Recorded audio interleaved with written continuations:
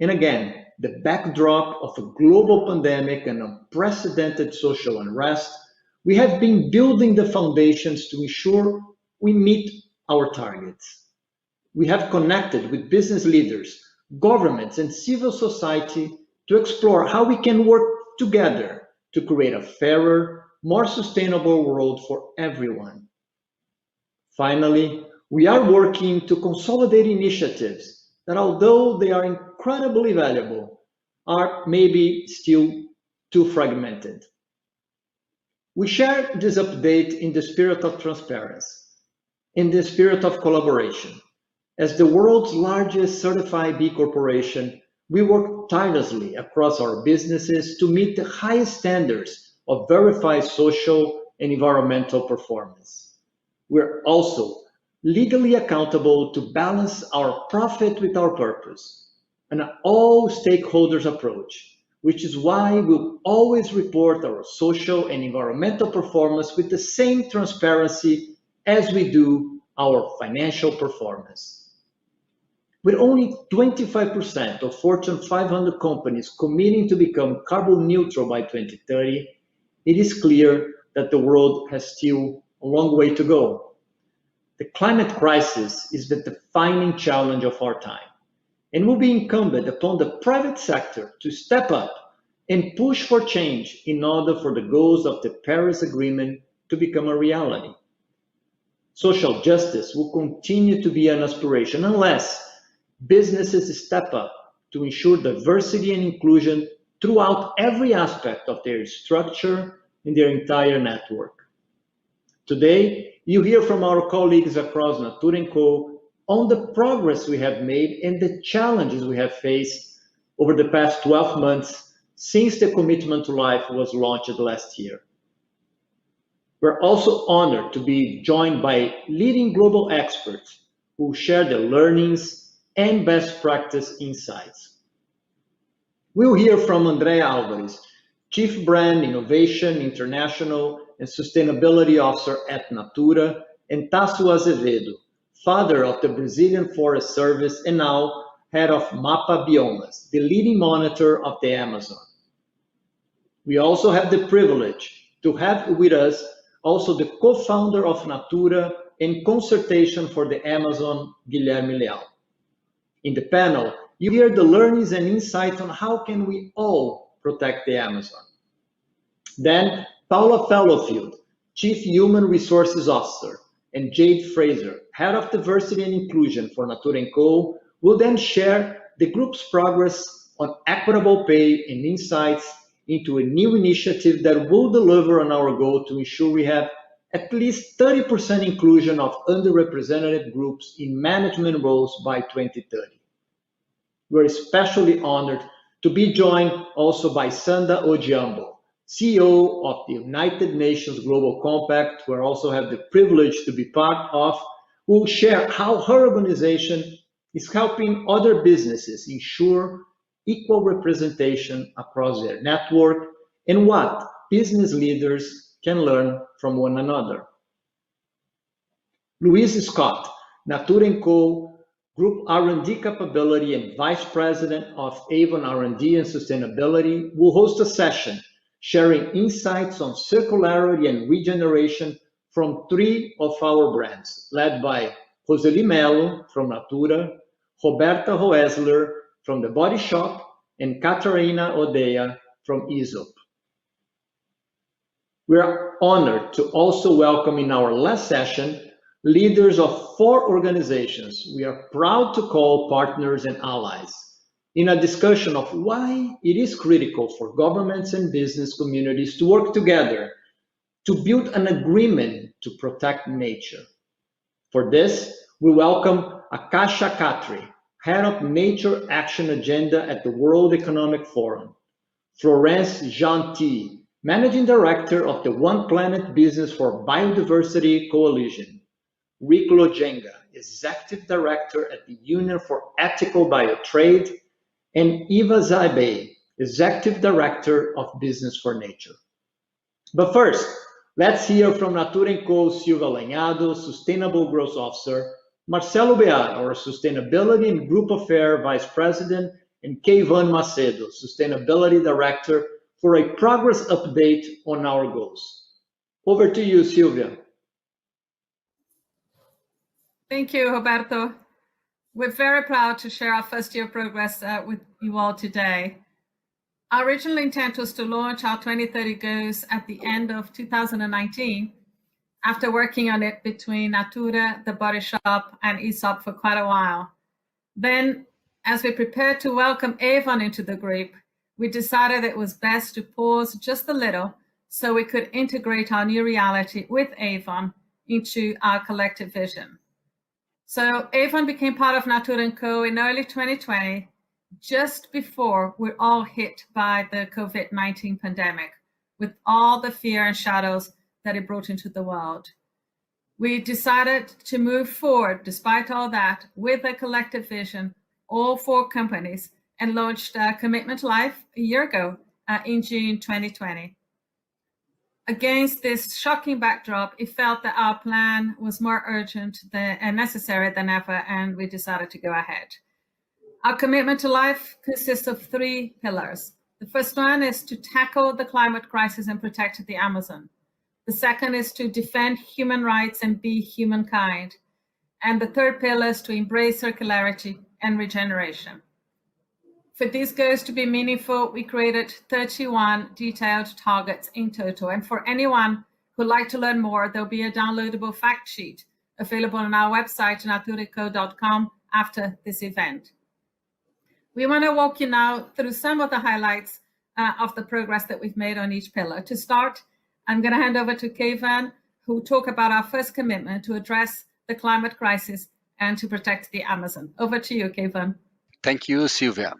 At NATURA & Co., we have a bold commitment to become net zero across our entire value chain by 2030. To achieve this goal, we have pledged to set science-based targets across scopes 1, 2, and 3 by 2022. Our 4 brands are at different stages of measuring their carbon footprint. At the support them, we are working with Carbon Trust, an expert organizations supporting business in their ambitions to achieve a sustainable and low carbon future. But before we can measure our progress, it has been essential for us to understand the baseline where we are working from. So, we are consolidating our organization's carbon footprint for the scopes 1, 2, and 3 to determine our greenhouse gas inventory baseline, to ultimately set and approve science-based target in line with 1.5 degrees trajectory. Currently, our GHG emissions are estimated at 2 million tons of CO2 equivalent. Last year, NATURA & Co. became a co-founder of Transform to Net Zero, together with other 10 global companies, including Microsoft, Nike, Danone, and Daimler Chrysler. Our goal is to lead by examples to enable all business to decarbonize their supply chains. Let me share one of the examples here. For COP26 later this year, we aim to show the path towards end-to-end decarbonization on the plastic value chain as a proof point. We are also now patrons of UN Global Compact's Climate Ambition Accelerator that aims to foster collective efforts on global common goal on climate change. When it comes to the Amazon, we developed a unique business model for the last 20 years, and we will expand it because our future will be a reflection of the rainforest destiny. Without it, and the extraordinary carbon function it has, we will not be able to limit global warming to 1.5 degrees. Our live panel with the leaders of Business for Nature, One Planet Business for Biodiversity, World Economic Forum, and Union for Ethical Biotrade will be talking more about what can we do to build an agreement on nature and to help tropical forests later in our session today. Now, let me hand over to you, Marcelo. Thank you so much, Kevin. Our approach as a group is always guided by our purpose to nurture beauty and relationships for a better way of living and doing business. This is reflected throughout the commitment to life, but especially in the second pillar, which focus on our goals to align our companies to defend human rights and to be more humankind to everyone.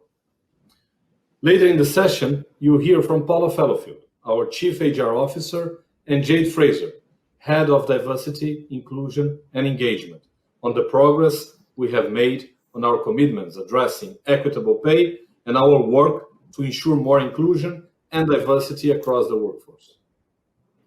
I'd like to take a minute to share some insights into some of our other key targets. One of our boldest goals takes its inspiration from NATURA, whose innovative work tracking its social value dates back to 2014, when it started to measure and disclose the Human Development Index of its network of consultants. As a group, we are expanding this program to track how we can create social value, well-being, and development for our network of consultants and representatives in our 10K markets, reaching more than 5 million people. With clear measurement and targets in place, we are committing to deliver an annual update of our progress in this area. Last year, we determined how we will track the earnings, education, health, and digital capabilities of our network. And now we are building the methodology and data. We hope to get our first results publicly within 2 years. We are also working hard to ensure that our critical supply chains are fully sustainable, and we are building to develop detection and correction plans to remediate any human rights infringements that we identify. We will be disclosing the data and our position as a group in the second semester this year.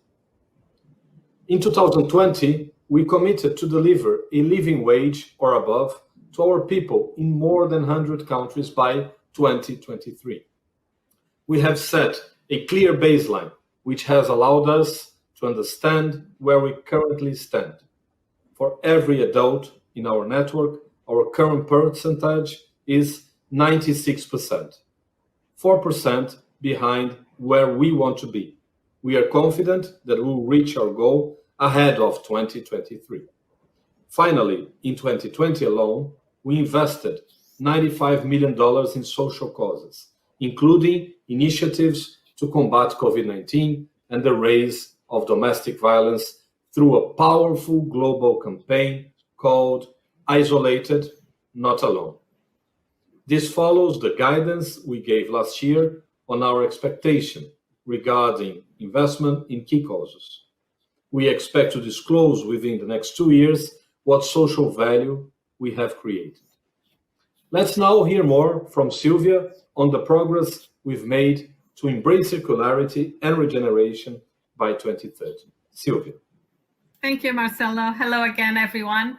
So this is the pill about all our products. In the spirit of challenge and status quo and wanting to go beyond the limitations that exist today, we've committed to fully embracing circularity and regeneration across our 4 businesses by the end of this decade. And we know it won't be easy, and we don't yet have all the answers, but we're determined to finding them. Product packaging in particular currently accounts for more than 1/3 of our carbon emissions. So to put it simply, packaging is our biggest challenge in our path to become net zero. Whilst 81% of our packaging material today is already reusable, recyclable, compostable, we're aiming for 100% by 2030. But of course, there's more than that. We need to radically reduce the amount of packaging material that we use, and importantly, ensure that what is reusable is actually reused. When it comes to ingredients, we have a little clearer path. On formula biodegradability, for example, we are at 93% and clearly on track to get to 95% or more by 2030.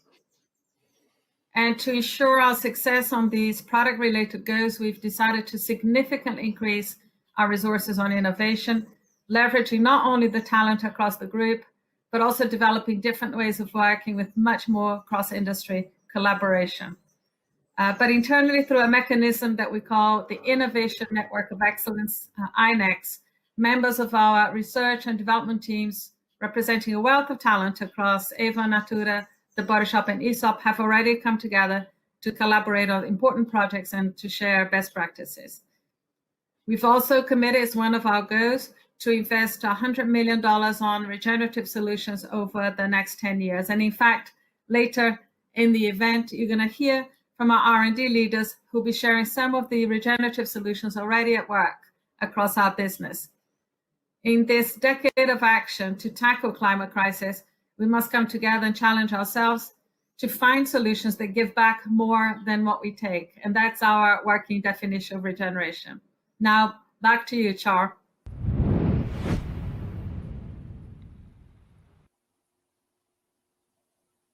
Hi again, everyone. Well, we're already hearing that many of you are making some amazing comments and putting some questions in on the platforms, which is great. So this is just a reminder that before we move into our next session, please, we invite you to ask your questions, put your comments in the below boxes as you listen in. And at the end of the event, we're going to close out with a question and answer session with some of our speakers. Now, as a company with its roots firmly in Latin America, NATURA has been dedicated to developing sustainable economic alternatives for the Amazon region for 20 years. Let's now hear from 3 passionate advocates for the Amazon and their insights into what it will take to address the climate crisis and create a path to protect the Amazon.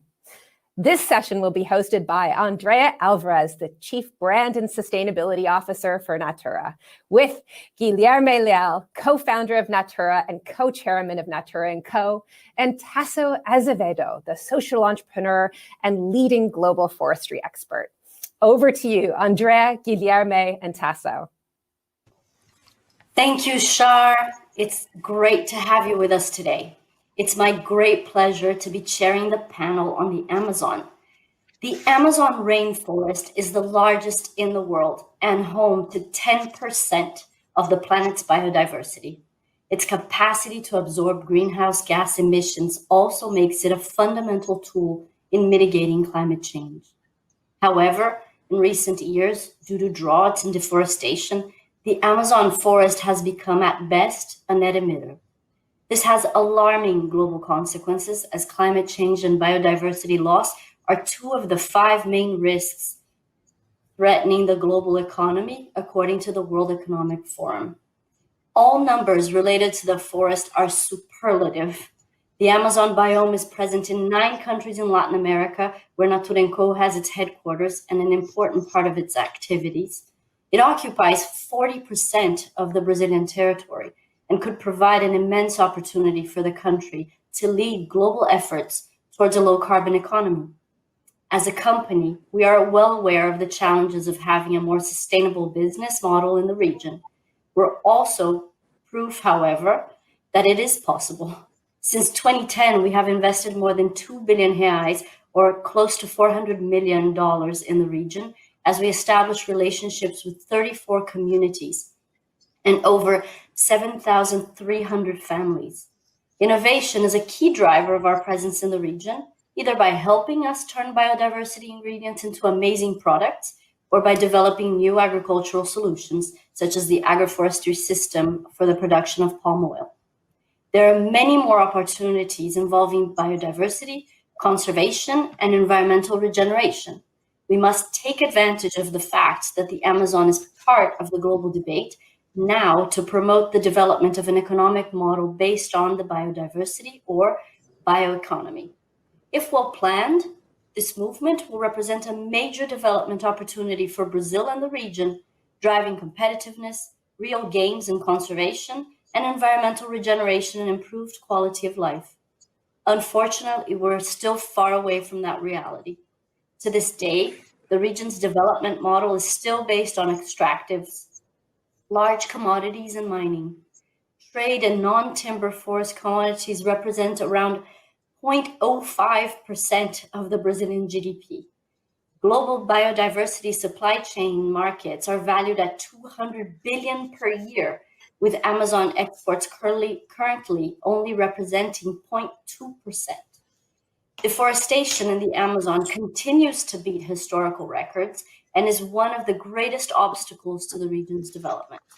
To discuss this and other issues, I have the great pleasure of welcoming two esteemed guests, Tasso Azevedo, consultant and social entrepreneur in the field of forests, sustainability and climate.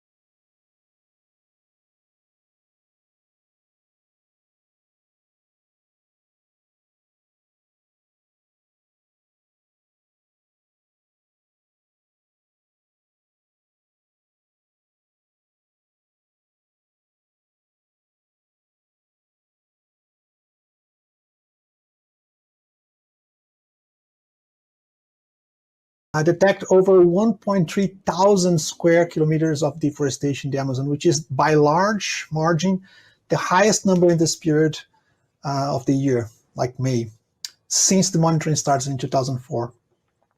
And the problem is that the forest fires that we see in the Amazon are intrinsically linked with deforestation.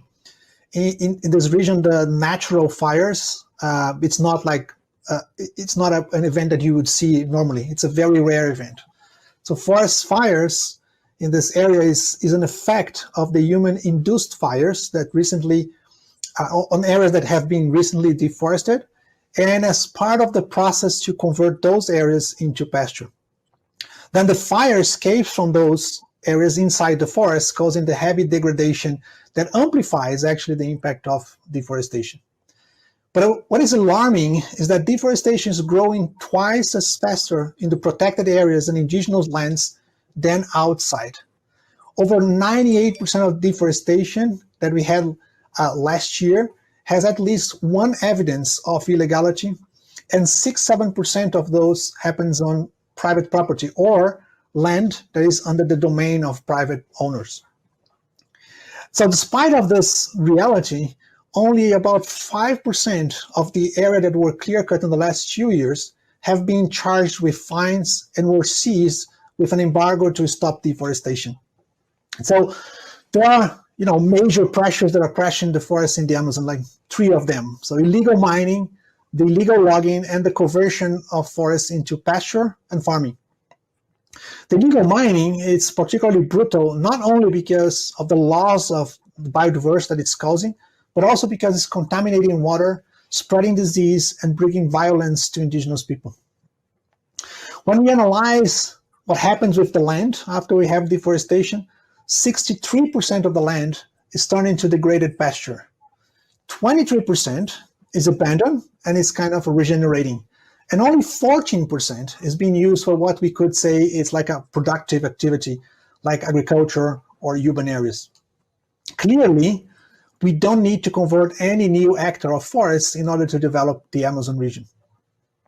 We already have clear-cut 20% of the Amazon and degraded another 20% at least. And so the consequence of this is an immense emission of greenhouse gases and a decrease on the rainfall in Brazil.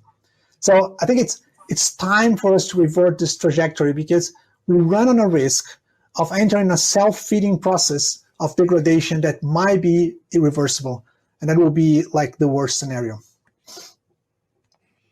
No, absolutely. And we all have seen the data and we've seen the numbers, and it really frightens and frustrates us all. But we've tried to convert that frustration into action. And that is why we've teamed up on an effort together with MAP Biomas and NATURA, considering our commitment to help end illegal deforestation by 2025 as a way to reverse that tipping point and foster development models that actually regenerate and transfer social progress in the process as well. So Tasso, can you tell us more about this joint initiative? Yeah, so this is something that we have been thinking and working in this partnership with the Mapiomas, which is a platform that brings together scientists from NGOs, startup techs, and universities, together with Natura and InfoAmazonia, which is a journalist website dedicated to information about the Amazon, to bring together, to work on a portal in which we can gather data and indicators related to deforestation and also regeneration and conservation, with specific emphasis in the Amazon region. So the idea here, the purpose, is to engage government, the private sector, the civil society, and local organizations to support the fight against deforestation and promote conservation. So there'll be like three major areas on this website. One part is like just gathering all the information we have about the deforestation and regeneration in one single place where it's very easy for everyone to find out what's going on and what could be the priority areas to act on, etc.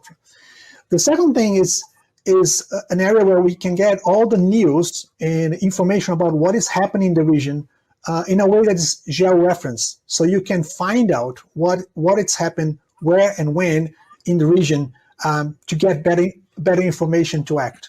And the third area is a kind of a clearinghouse of what are people doing to fight deforestation and how can you engage with that.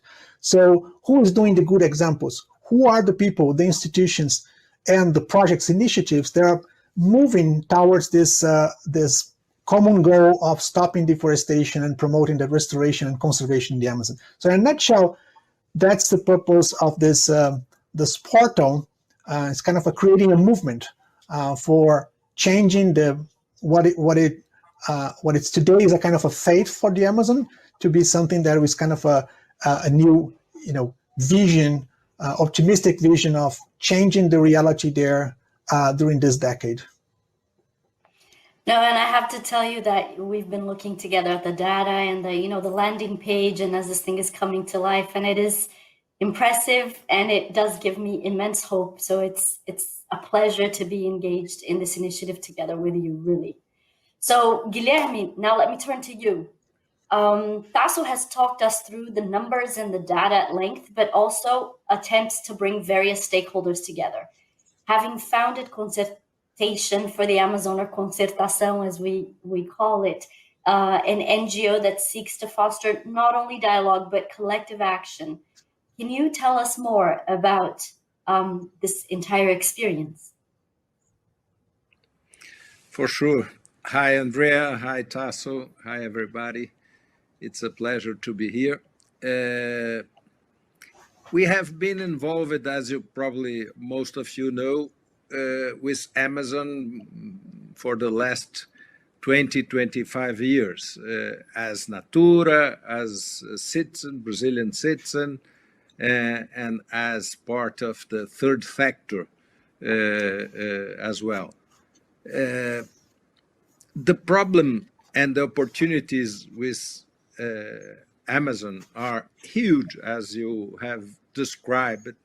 You and Tasso has described it. We have Amazon is fundamental for Brazil, is fundamental for South America and the 9 countries that shares the Pan-Amazonia. It's important to the whole world. And it's a highly complex challenge to deal with. And we, with our experience in trying to produce some increment, some model of sustainable development in the Amazon for this along this more than 20 years, we are more than sure that nobody alone can deal with this systemic problem. If we want to really find a north to deal with Amazon, to keep Amazon alive, to put Brazil and South America in the world with Amazon, and to give the services that Amazon provides to share with the whole world. We need to involve a lot of different people. As you know, also that we have more than 25 million people living there, just in Brazilian part, and they have not a good life. They are living in poverty, and they need to access prosperity, but not the kind of prosperity or the production of wealth that has been done so far. Tasso knows much better than myself the process of deforestation and producing the empty space.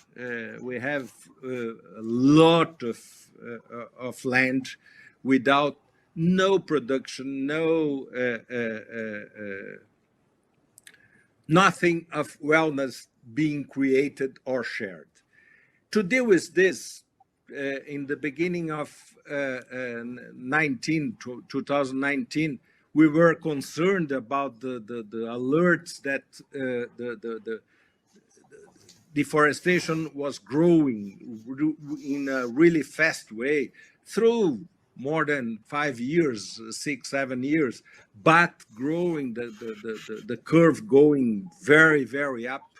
And we decided to invite different stakeholders, business leaders, political leaders, community leaders, people from the most different sectors in industry, mining, agribusiness, and so far, to talk about, to share what could be done for a sustainable to create a sustainable Amazon. And this has been the movement since then.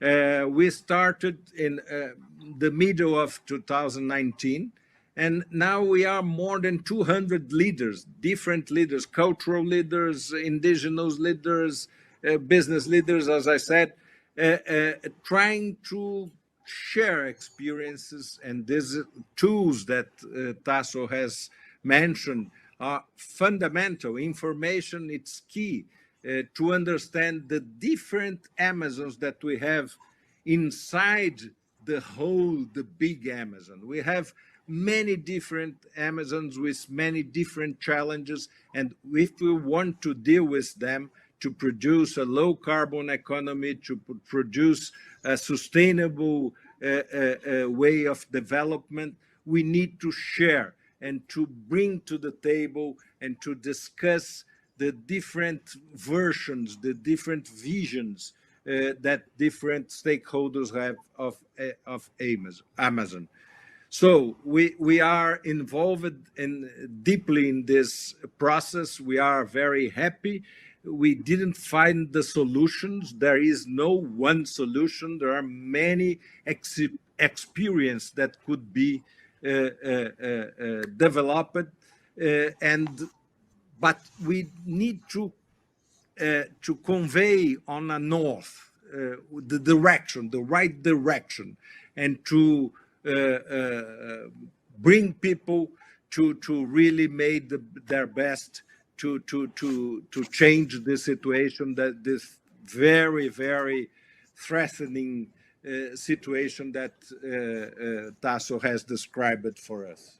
No, fantastic. And it's incredible to have your leadership in this agenda for such a long time and continuing to exercise it, because we know that it's the need to foster dialogues between various entities that we will find these solutions. And you are a very important voice in not only speaking, but putting people at the table for the dialogue to happen. And like you said, it's a systemic problem. It won't be easy to resolve. There are ways forward, not just one path. And Concertação, I think, is already playing a major role in starting to create those agendas going forward. Can I make I'd love to. a small? Yeah, of course. Yes, Tasso. Yeah, I'm just thinking now while Guilherme was speaking, I think there is something very crucial on this movement of the Concertação, because normally when we saw a business dealing with the Amazon, when they see all the problems, the first idea that comes to mind is like, I need to avoid the Amazon, right? Because the Amazon is a problem. So let's avoid. We don't want to have products or anything from the Amazon that will cause problems in my... And I think what this movement is showing is a totally different approach, which is, okay, we have a problem, we have to engage with the problem. Like we have to engage with the Amazon if we want to solve the problem. I think this is absolutely brilliant and different from what we have in the past. And I think it's an invitation not for the Brazilians, but I think it's also an invitation for people around the globe, like don't avoid. Like we have a problem in the Amazon and we need the engagement of everyone to help to solve the problem. I think Concertação for me is this, like how to engage. Great, Tasso. Yeah, your contribution is fantastic. That is, the opportunities that we have and that is not known yet are fantastic. So come to deal with the problem and to identify opportunities that could be shared with the local population and to keep alive the forest are fantastic. And consultation, to be honest, I am very proud and happy when I saw so many different faces in our monthly meetings, because this shows very well this novelty, this thing that is much different people being involved with Amazon. And so I think we nurture hope when we saw this kind of movement. I think that's a great a note from which I will just start closing our panel. I would like to sit with both of you all afternoon to talk about it, all day actually, but we have to move on. And I was just inspired by your comment, thinking that when we engage with different stakeholders, we find solutions in the most unexpected places. And we wanted to bring here the example of the palm oil, which is usually widely recognized as a villain in cosmetics and in conservation. But when you change the mindset and you shift the way we plant and treat the ingredient, we can actually identify new ways of producing palm oil that are actually regenerative. And that's what we've done with our agroforestry model in the Amazon, which has for more than 10 years now proven that there are alternative solutions. And we'd like to share this video with everyone before we leave. So thank you, Guilherme. Thank you, Tasso, for your inspiration. And it's wonderful to be with you always. Let's watch the video. Thank you. Thank you.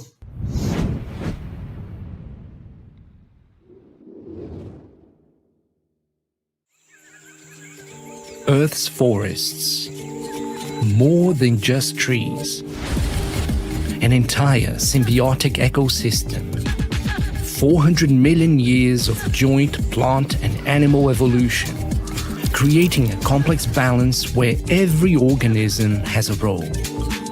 It's a system of life designed to function as one. But during 11,000 years of farming, rather than embrace the forest, humans have decimated it, clearing it for fields, polluting the land with pesticides, and planting single crops. At NATURA, we saw that farming needed to evolve. Embracing 400 million years of forest evolution, we began the Palm AFS project to create agroforestry, a system that plants not just one crop, but many, growing palm, the andiroba tree, the açaí tree, and many more together. A new way of farming, a new way to sustainably grow and extract palm oil, a better way to capture carbon and diversify our farmers' income. What began as 18 hectares grew to 60, and will keep growing as we work to make Natura's palm oil even more sustainable. This is a new future, without fertilizers, without pesticides, without deforestation, and with reduced emissions. Because to regenerate the world, we must replant it.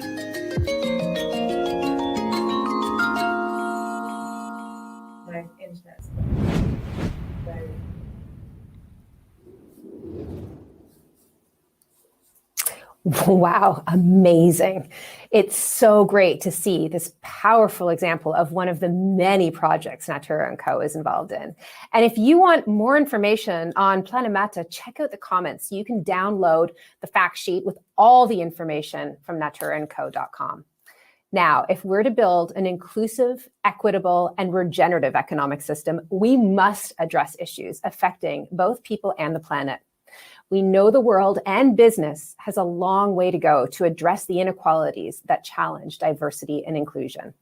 You'll now hear from Natura & Co.'s experts, Paula Fallowfield, Chief HR Officer, and Jade Fraser, the Head of Diversity, Inclusion, and Engagement, on the progress they have made and the challenges they faced in the first year of working towards their commitment to life goals.